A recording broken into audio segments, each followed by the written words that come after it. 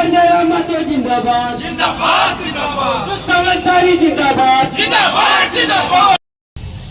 चर्चा खर्चा हो या पर्चा हो, हमेशा राजनीति के गलियारों में चर्चा का स्थान रखने वाले झारखंड राज्य के सबसे गर्व मिजाज के विधानसभाओं में से एक झरिया विधानसभा की सरजमी में उपस्थित आज हमारी जेल कैंप पार्टी के प्रत्याशी जनाब आदरणीय रुस्तम अंसारी जी के पक्ष में आज इस कार्यक्रम में उपस्थित तमाम हमारे केंद्रीय पदाधिकारीगण, कार्यकारिणी सदस्यगण, हमारे बीच उपस्थित हमारे पार्टी के ऊर्जावान कार्यकर्तागण और इस कार्यक्रम को, हमारी बातों को कवरेज करने के लिए आए हुए लोकतंत्र के चौथे स्तंभ तमाम मीडिया बंधुओं, आज जिस सरजमी में हम खड़े हैं इसे झरिया के नाम से जानते हैं। झरिया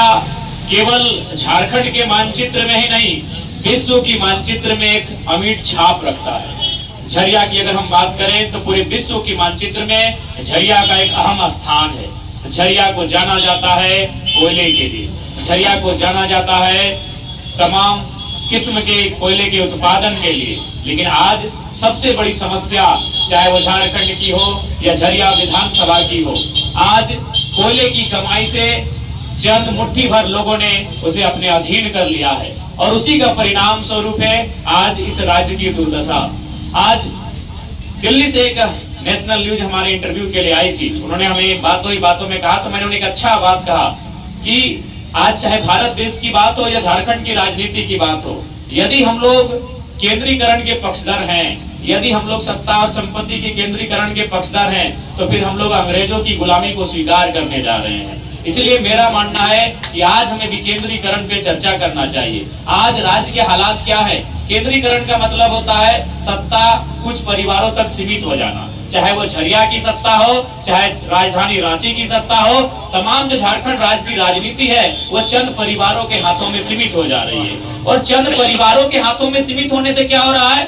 अगर पॉलिटिक्स एक परिवार के हाथ में सीमित हो रही है तो इकोनॉमी भी उसी परिवार के हाथ में सीमित हो जा रही है। और अगर इकोनॉमी और पॉलिटिक्स अगर कुछ परिवारों के हाथ में सीमित हो जाएगी, केंद्रित हो जाएगी, तो जाहिर सी बात है दूसरे सिरे पे, दूसरे सिक्के के दूसरे पहलू पे बेरोजगारी बढ़ेगी, समस्याएं बढ़ेगी, गरीबी बढ़ेगी।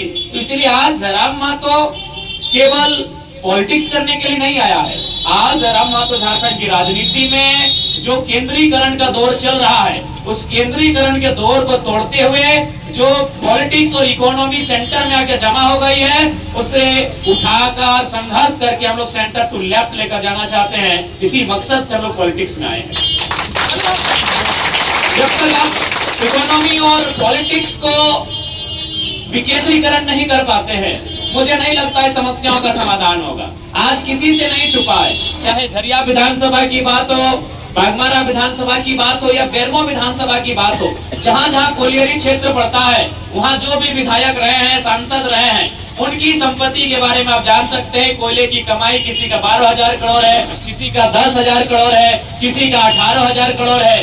तो आज एक तरफ गरीबी बढ़ रही है, एक तरफ भूखमरी बढ़ रही है, एक तरफ बेरोजगारी बढ़ रही है, एक तरफ युवाओं में हताशा निराशा बढ़ रही है, एक तरफ मजदूरों और किसानों की आत्महत्या बढ़ रही है, और एक तरफ कुछ मुट्ठी भर लोग यदि अरबपति बनेंगे, करोड़पति तो छोड़िए, अरबपति से अरबपति बनेंगे, तो ऐसे परिदृश्य में हमें एक बार सोचने की आवश्यकता है, हमें चिंतन मंथन करने की आवश्यकता है। और हमें इस देश में जो सबसे सुंदर और सशक्त हथियार जिसे हम लोग वोट कहते हैं, उस वोट के माध्यम से इस राज्य, इस देश के हालात को बदलने के लिए अपने वोट का प्रयोग करना चाहिए। और उसी उद्देश्य के लिए मैं राजनीति में आया। आज झरिया का जितना नाम है, झरिया उतना ही बदनाम है। इसलिए आज उस नाम और बदनाम के बीच हमें एक सामंजस्य, उस बदनामी के धब्बे को मिटाकर उसे नाम कैसे दें, उसकी पहचान कैसे दें, उस दिशा में हमें आगे बढ़ने की आवश्यकता है। आज किसी से छुपा नहीं है झरिया, जिसे लोग कोयलांचल के नाम से जानते हैं, लेकिन इसी कोयले के वर्चस्व के नीचे इसे रक्तांचल होने में भी समय नहीं लगता है। इसलिए आज हमें आवश्यकता है, झरिया में अगर अमन चैन की आवश्यकता है तो हमें लगता है कि जेल कैंप पार्टी पे एक मौका मिले, रुस्तम अंसारी जी पे एक मौका मिले, हम लोग झरिया में अमन चैन लाने का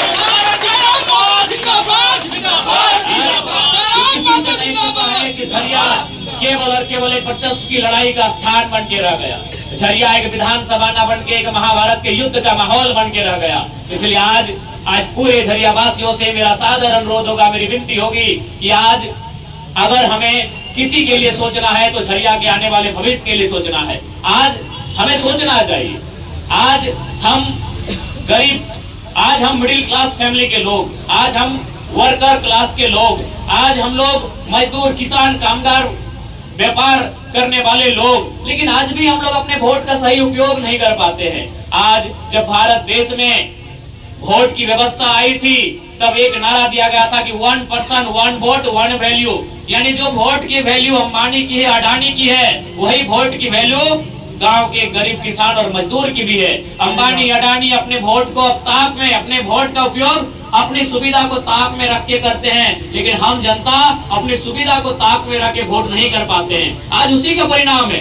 आप किसी भी आप विधायक या सांसद की बात कीजिए, आप उदाहरण के लिए सबसे पहले यही इसी क्षेत्र की बात कीजिए, जो अभी फिलहाल वर्तमान में विधायक है, पूर्व विधायक हैं और यहाँ के जो सांसद वर्तमान में हैं, उनका अभी सांसद की अगर बात कीजिएगा, श्री जो यहाँ के श्रीमान सांसद महोदय हैं, वे सांसद बने, 3 बार वे विधायक भी रहे, लेकिन उन्होंने क्या चिंता किया कि अपने भाई या अपनी पत्नी को टिकट कैसे दिला दें।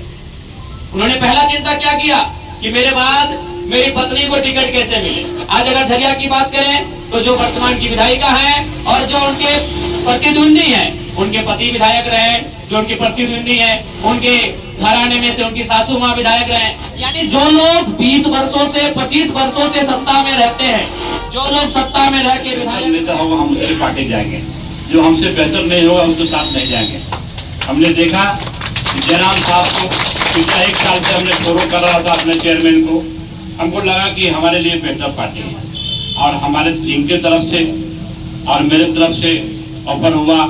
हमको एक बात में इन्होंने कहा, रुस्तम चाचा जी, मैं आपके बारे में पिछला 2 साल से मैंने जान रहा हूँ और आपके बारे में समझ रहा हूँ, आपके लिए कुछ नहीं है, आप चुनाव लड़िएगा।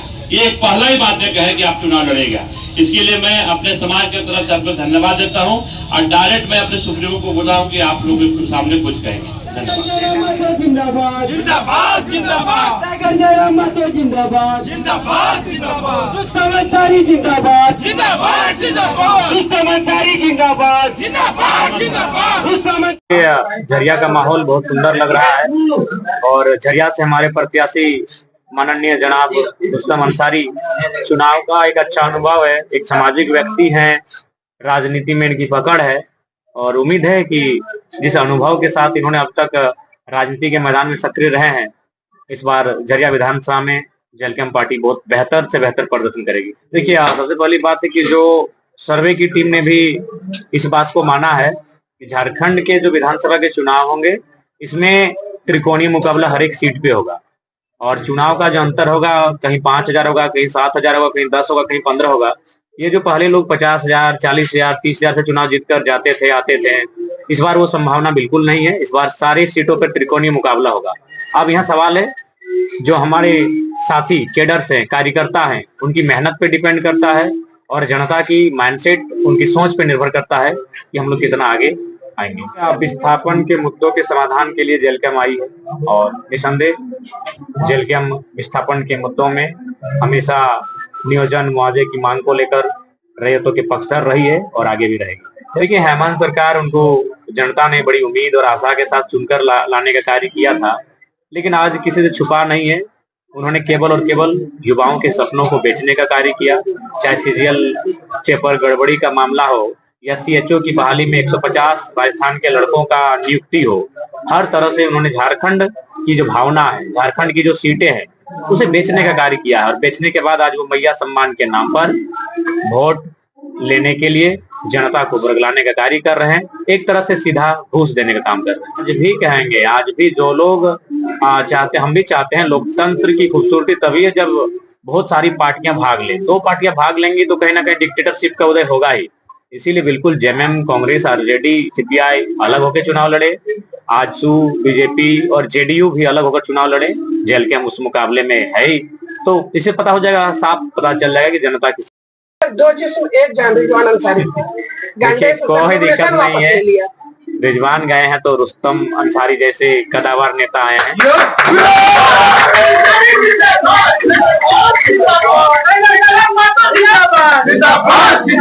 उनको यही कहेंगे, आप जहां भी जाते हैं अस्थायी रूप से टिक के रहिए, थोड़ा धीरज रखिए, थोड़ा पेशेंस रखिए।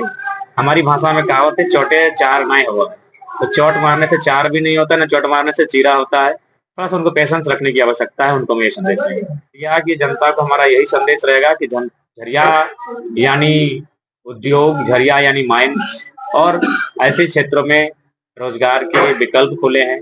और साथ ही साथ झरिया यानी प्रदूषण, तो उस पर नियंत्रण करने के लिए जो आपके जनप्रतिनिधि हैं उन्हें उस दिशा में कार्य करने की आवश्यकता है। और हमें लगता है कि हमारे प्रत्याशी उस दिशा में बेहतर कार्य करेंगे।